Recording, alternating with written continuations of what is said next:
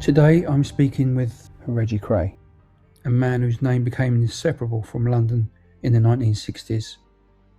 To some, a symbol of fear, to others, a figure of loyalty, power and contradiction. This conversation isn't about reputation, it's about perspective and allowing space for how he understood himself. What did you want your life to look like before the names and the violence? I wanted something ordinary. That's the part people don't expect. A business, a routine, a life that didn't draw attention to itself. Ordinary? Yeah, quiet even. People think we were chasing excitement. We weren't. We were just trying to keep things from falling apart. You didn't want chaos? No.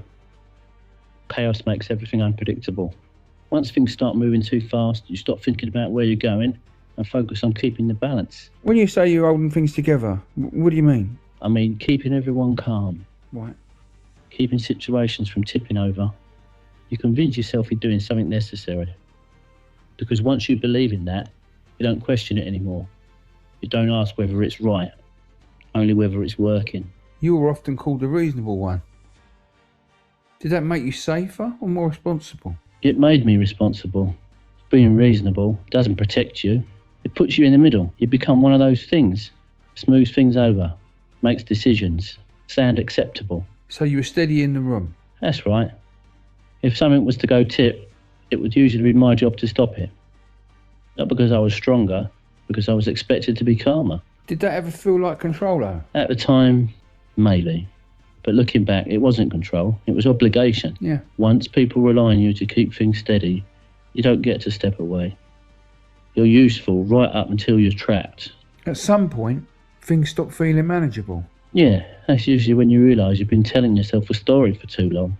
What kind of story? That you're in control, that you can still steer things back if you needed to. You keep saying, just a bit longer, just get through this bit.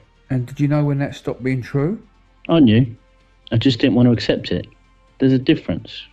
Acceptance comes much later than awareness. So you felt it before you faced it? Exactly. By the time you admit things aren't manageable anymore, they've already moved beyond you. When did you realise there wouldn't be a way back to the life you wanted? When the future stopped looking open. When every version of tomorrow started to look the same. Narrower? Yeah, fewer options, more consequences. You stop thinking in years and start thinking in days. Did that happen suddenly? No. It crept in. At first you tell yourself it's temporary. Then one day you realise you're not planning anymore. You're bracing. For what? For impact. You don't always know what it'll be. You just know it's coming. Was there a moment when consequences stopped being theoretical? Yeah, that's when everything changes. How so? Before that, consequences felt like ideas, warnings, possibilities. After that, they feel fixed. Already decided? Exactly. You realise the direction's been set, whether you agree with it or not. From that point on, you're not choosing outcomes, you're waiting for them. And you knew what was coming? I knew life wasn't going to open up again. Whatever happened next, it was going to close in. After the conviction, did anything feel uncertain? No. That's when uncertainty disappears. Because the waiting stops, yeah? Yeah, you stop imagining outcomes. You're given one. Did it feel like an ending, or?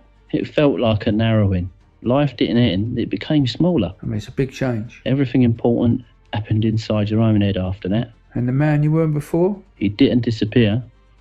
He just didn't get any opportunities to speak anymore. People talk about the Krays ruling London. They do, yes. But ruling doesn't happen by accident. No. It happens because people allow it to happen. Well, they feel they have no choice. That's closer to the truth, and once you're involved, leaving isn't simple. It's not like a job you resign from. Because you're tied in, right? Exactly. Financially, socially, sometimes through fear, sometimes through obligation. Extortion and protection, those words, they get used a lot. They sound dramatic. In reality, it was quieter than that. You were offered help, then you're reminded what happened without it. And once you've accepted, you belong to the system, not officially, not on paper, but in a way that mattered. So getting involved meant you could never really get out, right? That's right, because leaving wasn't just walking away. It was admitting you'd been complicit the whole time. You often hear the phrase, family first, especially around the East End. Yeah, people like that idea. But in most businesses around the world, money comes first. And family usually pays for that, right? That can be true. Nice things around them, cars, comfort.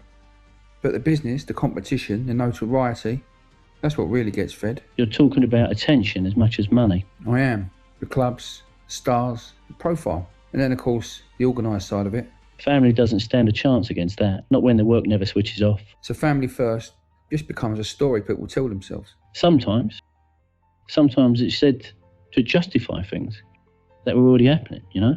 You can buy comfort, but you can't buy time back. No. And you don't always realise that until it's gone, unfortunately. I'm half Maltese, and there's always been talk about friction between London firms and Maltese families. How powerful were the Maltese families really? Were they ever in a position to rule London? London doesn't get ruled the way people imagine. Not by one group. So not a London mafia in a sense? No, there were strong families, strong operators, Maltese included. But London was too fragmented for that. Too many interests. Too many territories. So where did you fit into that picture? Big enough to matter, and big enough to earn properly. Big enough that people thought twice. But not trying to own everything. Yeah, that's how people get noticed too quickly. We were about influence, not flags on a map. It's strange. Everyone seems to have a story about the Kray twins. They do. People say they knew you in one way or the other. They worked for you. They drank in your clubs. They crossed paths. They give you a lift on a Sunday morning to a boozer. That happens when names travel further than people. Some people talk about you with real affection. They say you looked after people, that you helped when others didn't. I've heard that. And then others say something completely different. They say you were just greedy gangsters, that it was all about the money, power and control, nothing else. How do you reconcile those two versions of the same story? Both can be true. People only ever see the part they're standing closest to. So it depends on whether you benefited, right? Or whether you paid. If you were helped, you remember generosity. If you were pressured, you remember greed. And history keeps you both. History keeps whatever survives longest. Affection lasts. Fear lasts. Nuance doesn't. Do you think myth has outgrown the reality now? Yeah. The myth is simpler. The people prefer simple stories, especially when the real ones are uncomfortable. If Rodney hadn't been your brother... That's a difficult question. I don't mean it as blame. I mean, strip everything else away. The reputation, the business, the expectations. You're asking whether it was inevitable. I'm asking whether it was personal. Ronnie wasn't just my brother. It was part of how I understood loyalty. So without that bond... Things would have been different.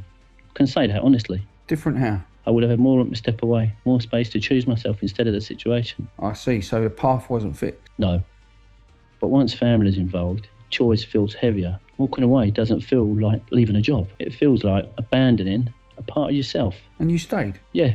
And whatever people think of me now, that part was my decision. I'm sorry, I know that wasn't an easy question. No, that's all right. I want to be as honest as I can. If people are going to talk about us, they should at least understand who we really were. It's something I've always noticed, and I think this is where it gets blurry. Go on. Famous people seem to love a villain, and villains seem to love famous people. They do. Every star-studded party, every exclusive room, you usually find both. I've never been quite sure why. Because people recognise something in each other. Exposure, risk, the idea of being seen, even if it comes at a cost. So fame and infamy, yeah? They're close cousins.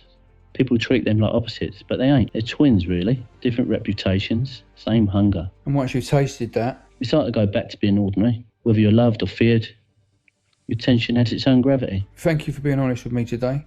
I know these ain't easy questions or easy things to talk about. And thank you for having me. I really appreciate it. Thanks a lot. Thanks.